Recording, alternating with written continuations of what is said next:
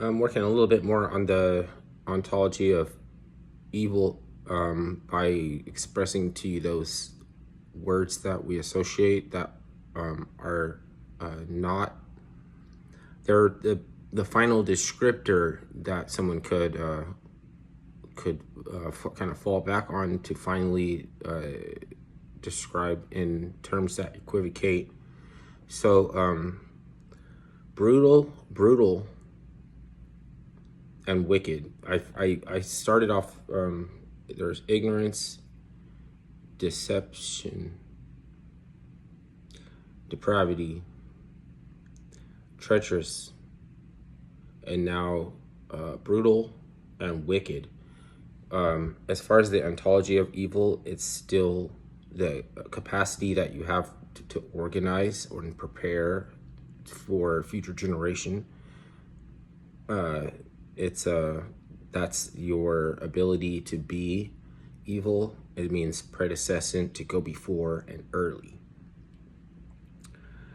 But I will capitulate to the colloquialism when it's the final, most expressive, simplest terms, like the final, like if somebody has this to fall back on, you know what's that they mean, then I'm not arbitrarily refusing to tone down rhetoric and trying to play smart, you know, because that's probably the worst, terriblest thing you could do.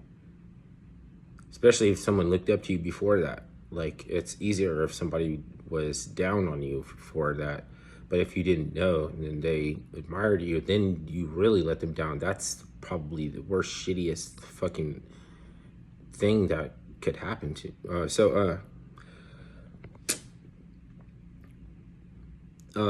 the word wicked, and how could it be painted in a good light? It's like skateboard or something. Like if you do something that you advise not to try, that shit that you just landed a skateboard trick, it's wicked.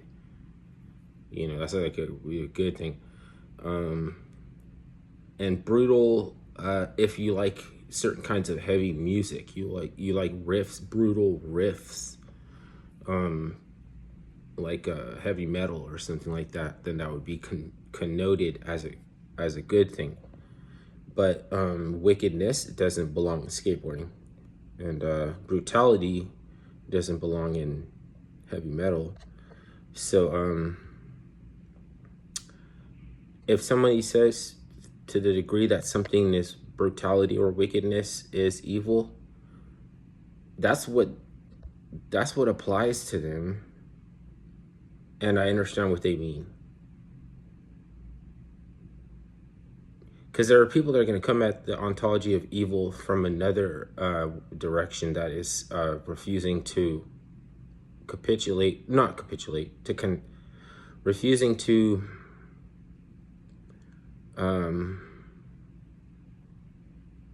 it's like when you agree with someone because it was like they don't like the person or something. They're already painted as like this awful, you know, badness, and I don't want to concede to your perspective worldview. I don't want to concede to it. I'd rather argue in bad faith, like that kind of thing. So you end up doing more mental gymnastics and rationalization than is necessary. But if you had not encountered such bad awfulness before you die, then as a disembodied spirit, you would be so pissed off, you know, because it's like unnecessary. So you have to develop warding off, like you have to be able to ward off unnecessary entities or people, like you know,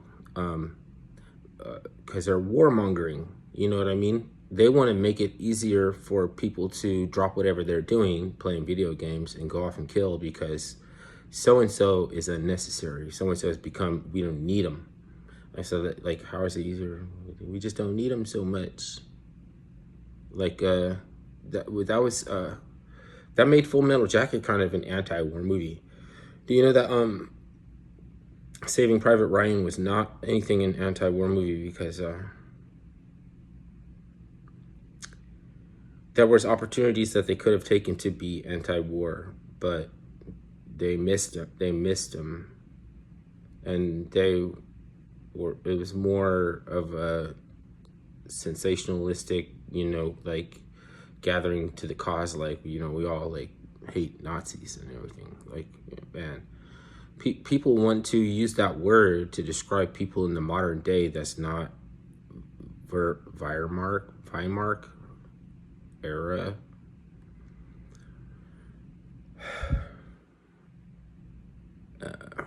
Or it's like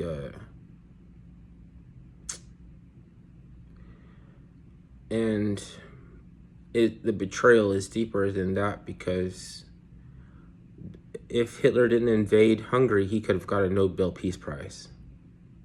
We weren't tripping off him until he invaded Hungary.